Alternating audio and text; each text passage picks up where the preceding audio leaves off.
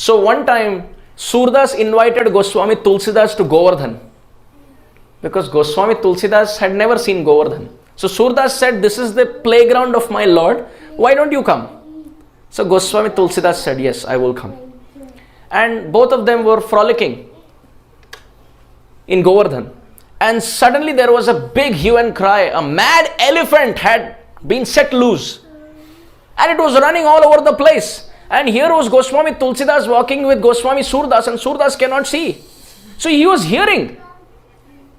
He asked Goswami Tulsidas, what is happening?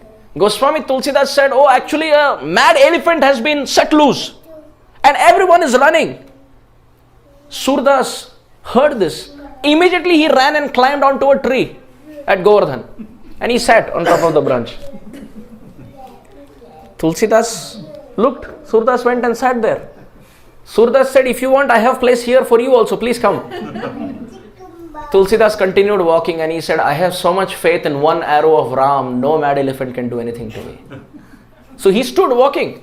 People at Govardhan felt, now today only Tulsi is going to remain. The elephant is going to finish Goswami Tulsidas. So the elephant came and Goswami Tulsidas was walking. He looked at the elephant and he chanted the name, Jai Shri Ram. And the elephant put his head down at the feet of Goswami Tulsidas. And Goswami Tulsidas pulled the ear and gave the Ram mantra and initiated the elephant. And the elephant went. Very calm. Everybody started glorifying. Oh, Goswami Tulsidas, what Ram Bhakti! You have so much faith in Lord Ram's arrow that you could stand through a mad elephant. Surdas came down. He told Goswami Tulsidas, wonderful, you have so much Ram Bhakti. I bow down to you. You have so much faith. Tulsidas was little surprised. He looked at Goswami Surdas and he said, actually you have more bhakti than I do. You don't have faith in your cowherd boy that he will protect you? As much faith as I have in the arrow of Ram, you don't have in the flute of Krishna?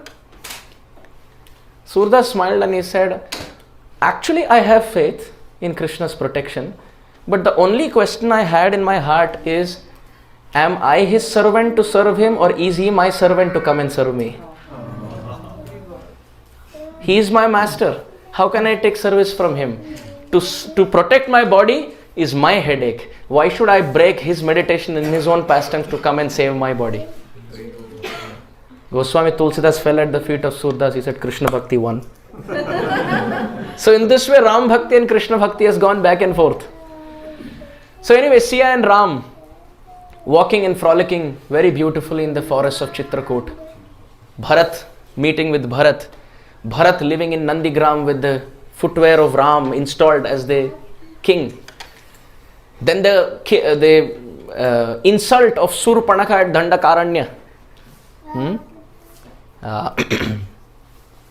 The 14,000 demons killed in 2 hours at Janasthan. And so many other pastimes. The kidnapping of Mother Sita and Ramchandra killing Ravana and getting Mother Sita back first to Nandigram, to Bharat, and then back to Ayodhya. All of this has been described by Narada Muni to Valmiki. But it's interesting. All of this he described in past tense. Meaning all of these past tense have already occurred. But then when he starts speaking about Ram ruling in Ayodhya, he uses future tense.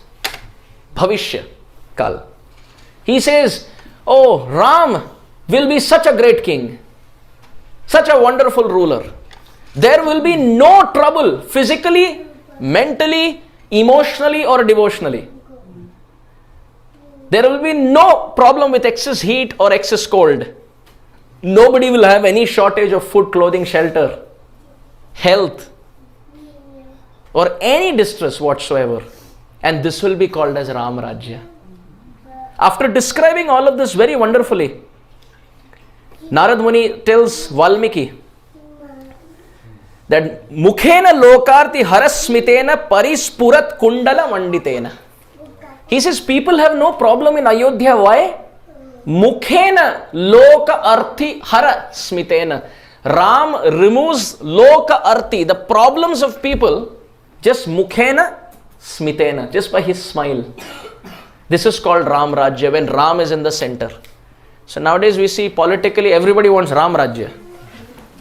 But interestingly, they don't want Ram. In the center of their activity is calm, lust. But they want Ram Rajya. So therefore, one devotee was joking and saying that Brahma Samhita says, Premanjana Churita Bhakti Vilochanena.